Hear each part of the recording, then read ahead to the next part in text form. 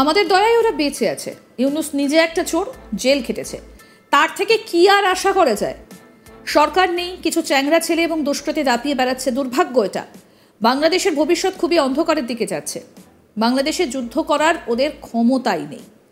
বাংলাদেশ থেকে আসা কলকাতা দখলের হুমকির চরম কটাক্ষ বিজেপি নেতার। বলছেন যে বাংলাদেশে আবার ফৌজি আছে নাকি, সিভিক পুলিশে পিটিয়ে ঠান্ডা করে দেবে। বাংলাদেশ থেকে সম্প্রতি কলকাতা দখলের হুমকি দেওয়া হয়েছে। সেখানকার প্রাক্তন সেনারা হুঁশিয়ারি দিয়েছে তারা নাকি কলকাতা দখল করে নেবে, সকলে মিলে আক্রমণ করবে। বাংলাদেশের প্রাক্তন সেনাপ্রধানের এমন ভিডিও বার্তা সম্প্রতি ভাইরাল হয়েছে। তাকেই কটাক্ষ করেছেন প্রাক্তন সাংসদ তথা বিজেপি নেতা দিলীপ ঘোষ। সোমবার তিনি বিজেপির সদস্য সংগ্রহ অভিযানে হাজির হয়েছিলেন পশ্চিম মেদিনীপুরের নারায়ণগড়ে। সেখানে সংবাদ মাধ্যমের সামনে এমন মন্তব্য করেছেন বাংলাদেশ ইস্যুতে। গত কয়েকদিন ধরে মেদিনীপুর শহরেও বাংলাদেশ ইস্যুতে প্রতিবাদী মিছিল বের করেছিলেন বিজেপি নেতারা মেদিনীপুর শহরে। এবার অন্যত্র প্রচারে বেরিয়েও বাংলাদেশ ইস্যুতে কটাক্ষ করলেন দিলীপ ঘোষ। এদিন মোহাম্মদ ইউনূস সম্পর্কে তিনি বলেন, ইউনূস নিজে একটা চোর, জেল খেটেছে। তার থেকে কি আর আশা করা যায়? দুর্নীতিগ্রস্ত একটা লোক, সে কিভাবে দেশ চালাবে? প্রশাসন চালানোর কোনোদিন কোনো অভিজ্ঞতা ছিল না তার। তাকে মাথায় বসিয়ে দিয়েছে সরকার নেই, কিছু চ্যাংড়া ছেলে এবং দুষ্কৃতী দাপিয়ে বেড়াচ্ছে। দুর্ভাগ্য এটা। বাংলাদেশের ভবিষ্যৎ খুবই অন্ধকারের দিকে যাচ্ছে। বাংলাদেশের সঙ্গে যুদ্ধ কোনোদিনই আমাদের হবে না। যুদ্ধ করার ওদের ক্ষমতাই নেই। আমাদের দয়ায় ওরা বেঁচে আছে। কিছু লোক চিৎকার করছে, ওরা জানে পাকিস্তানেও এমন হতো, ওরা ভিখিরি হয়ে গেছে, এরাও ভিখিরি হয়ে যাবে। কি বলছেন বিজেপি নেতা দিলীপ ঘোষ, শুনবো। লোকটা চোর, জেল খেটেছে, তার কাছ থেকে কি আশা করা যাবে? দুর্নীতিগ্রস্ত একটা লোক, সে কী করে দেশ চালায়? তার কোনোদিন কোনো অভিজ্ঞতা ছিল না প্রশাসন চালানোর, তাকে মাথায় বসিয়ে দিয়েছে সরকার নেই। আর কিছু চ্যাংড়া ছেলে, কিছু এই ধরনের দুষ্কৃতকারী, তারা দাপিয়ে বেড়াচ্ছে। দুর্ভাগ্য এটা। বাংলাদেশের ভবিষ্যৎ খুবই অন্ধকারের দিকে যাচ্ছে। এখন যদি ভারত বাংলাদেশের যুদ্ধ হয় তাহলে কি পরিস্থিতি দাঁড়াবে? বাংলাদেশ যুদ্ধ কোনোদিন হবে না, যুদ্ধ করার ক্ষমতাও নাই। আমাদের দয়ায় ওরা বেঁচে আছে। কিছু লোক চিৎকার করছে, ওরা জানে দুদিনের মধ্যে ভারত ওকে নাস্তা বানিয়ে দেবে। তো কিছু লোক চিৎকার করে, এরকম পাকিস্তানেও কিছু লোক আছে, আজ তার সেখানেও ভিখারি হয়ে গেছে, এরাও ভিখারি হয়ে যাবে।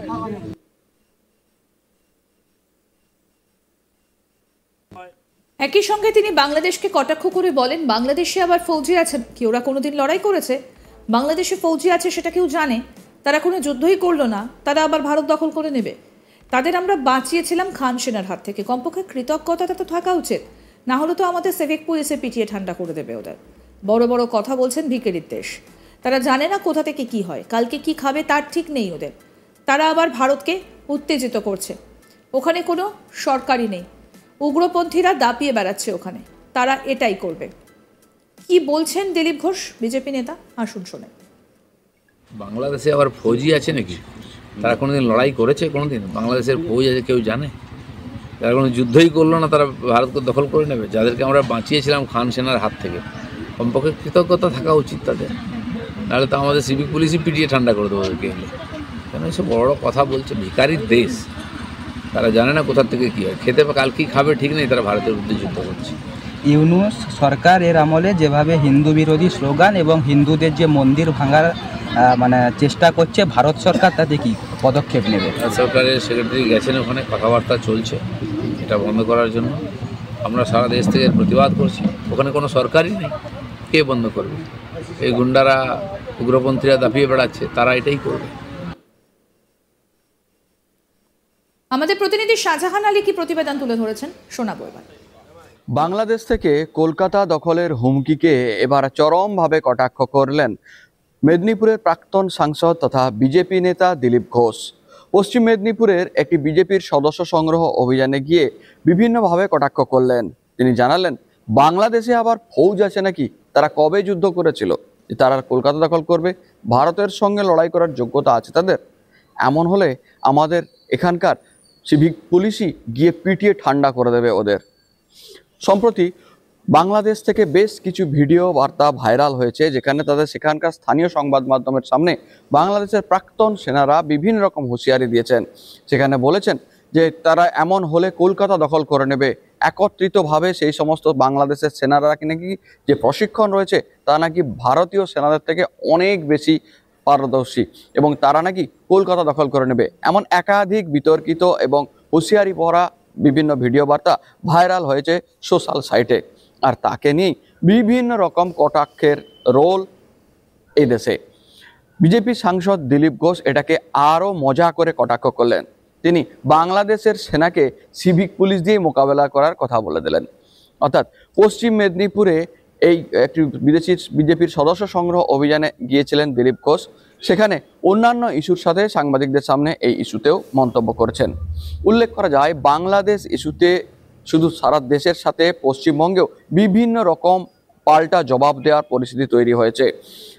চিন্ময় কৃষ্ণ প্রভুর গ্রেপ্তারি এবং তা নিয়ে নানা রকম প্রতিবাদের ঝড় এই মুহূর্তে শুধু রাজ্যে নয়, পশ্চিম মেদিনীপুরের বেশ কিছু জায়গাতে বিজেপির পক্ষ থেকে দফায় দফায় প্রতিবাদ শানিত করা হয়েছে। এবার বিজেপির সদস্য সংগ্রহ অভিযানে গিয়েও এই আলাদা করে প্রতিবাদ ছাড়াও সংবাদ মাধ্যমের সামনে প্রতিক্রিয়া দিলেন বিজেপি সাংসদ দিলীপ ঘোষ। সম্প্রতি ভাইরাল হওয়া এই ভিডিও নিয়ে দিলীপ ঘোষ বলেন, বাংলাদেশে আবার ফৌজ আছে নাকি? কেউ জানে বাংলাদেশে ফৌজ আছে বলে? এরকম ফৌজ যারা কোনোদিন লড়াই করেনি তারা আবার ফৌজ কোথা থেকে হয়ে গেল? কোনো দেশই জানে না। তারা শুধুমাত্র হুঁশিয়ারি দিতে জানে। ভিখারি দেশ, তাদের কালকে কি খাবে তার কোনো অস্তিত্বও তাদের কাছে নেই। এমন হলে আমাদের এখানকার সিভিক পুলিশরাই তাদের পিটিয়ে ঠান্ডা করে দেবে। দিলীপ ঘোষ আরও মন্তব্য করেছেন যে এই খান সেনাদের হাত থেকে ভারতীয় সেনারাই বাংলাদেশকে রক্ষা করেছিল। ন্যূনতম কৃতজ্ঞতা তাদের থাকা উচিত, তা তো করছে না, উল্টে বিভিন্ন রকম বড় বড় আস্ফালন করছে। তাই এর জবাব ভারত দেওয়ার ক্ষমতা রাখে, তবে কখনোই যুদ্ধ হবে না তাদের সাথে। তার কারণ বাংলাদেশিরা যুদ্ধ করার যোগ্যতাও রাখে না বলে দাবি দিলীপ ঘোষের। একই সঙ্গে ইউনূস প্রসঙ্গে, অর্থাৎ বাংলাদেশের এই মুহূর্তে প্রশাসনের শীর্ষে থাকা ইউনূস প্রসঙ্গে তিনি বলেন, একটা চোর যিনি জেল খেটেছেন, প্রশাসনে থাকার কোনো যোগ্যতা নেই, জীবনে কোনোদিন প্রশাসনের মাথায় থাকার অভিজ্ঞতা নেই, চালানোর অভিজ্ঞতা নেই, তাকে স্থানীয় কিছু চ্যাংড়া ছেলে এবং দুষ্কৃতীরা মাথায় বসিয়েছে, যে কারণে এই অচলাবস্থা তৈরি হয়েছে। এটা আরও ভিখারি দেশে পরিণত হবে। তার দাবি, ইতিপূর্বে পাকিস্তান এমন করত, তারা ভিখারি হয়ে গিয়েছে। এবার বাংলাদেশ এই তালিকাতে চলে এলো। অনেক পিছিয়ে গেল বাংলাদেশ, এবং কোনোদিনই বাংলাদেশ ভারতের সমকক্ষ হতে পারবে না এবং মোকাবেলা করতে পারবে না। তাদের কোনো সৈন্যদের যোগ্যতা বল নেই বলেই দাবি করলেন দিলীপ ঘোষ। উল্লেখ করা যায়, পশ্চিম মেদিনীপুরের নারায়ণগড়ে বিজেপির সদস্য সংগ্রহ অভিযানে হাজির হয়েছিলেন বিজেপির প্রাক্তন সাংসদ মেদিনীপুরের তথা বিজেপির বর্তমান রাজ্য নেতা দিলীপ ঘোষ।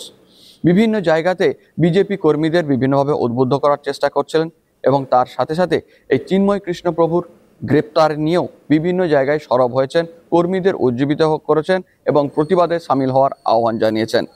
এবং সেই ইস্যুতেই এবার সংবাদ মাধ্যমের সামনে বিভিন্ন রকম কটাক্ষ মন্তব্য করলেন দিলীপ ঘোষ। আরও আপডেট পেতে দেখতে থাকুন আজ তাক বাংলা, সাবস্ক্রাইব করুন।